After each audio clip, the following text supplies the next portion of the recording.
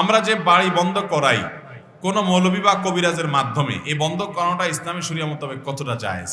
দেখুন, সুন্নাহসম্মত বাড়ি বন্ধ অর্থাৎ যে বাড়িতে জিনের উপদ্রব হবে না, ব্ল্যাক ম্যাজিকের উপদ্রব হবে না, এটার পদ্ধতি হলো বাড়ির প্রত্যেকটা লোক ঢোকার সময় বিসমিল্লাহ পড়ে ঢুকবে, তাহলে শয়তান তার সাথে ঢুকতে পারবে না, হাদিসে আছে। এবং ওই বাড়িতে গান, বাদ্যযন্ত্র, ছবি, প্রাণীর ছবি প্রিন্ট করে টাঙিয়ে রাখা ইত্যাদি এগুলো থাকবে না, তাহলে ইনশাআল্লাহ সেখানে শয়তানের উপস্থিতি থাকবে না। এবং সেখানে আল্লাহর কালাম তেলাওয়াত হলে শয়তানের উপস্থিতি থাকবে না। বিশেষ করে সূরা বাকারা তেলাওয়াত করলে সেখানে দুষ্ট জিন এবং শয়তান থাকে না, হাদিসে স্পষ্ট আছে। এবং এটা পরীক্ষিত, আপনি সূরা বাকারা চালু রাখেন, নিজে চালু করেন, অডিও চালু করে রাখবেন, দেখবেন যে অনেক শয়তানি বাসা থেকে চলে গেছে। অতএব ঘর বন্ধ করার জন্য এগুলো হলো সুন্নাহসম্মত পদ্ধতি। রাতের বেলা 3 বার সূরা ইখলাস, 3 বার সূরা ফালাক, 3 বার সূরা নাস, কুল হুয়াল্লাহ, কুল আউযু বিরাব্বিল ফালাক, কুল আউযু বিরাব্বিন নাস 3 বার পড়ে 2 হাতকে কোষ করে সেখানে ফু দিয়ে পুরো শরীর আপনি মুছে ফেলেন। এই হলো শরীর বন্ধ। ঘর বন্ধ, শরীর বন্ধের জন্য সুন্নাহসম্মত পদ্ধতি মেনে চলবেন।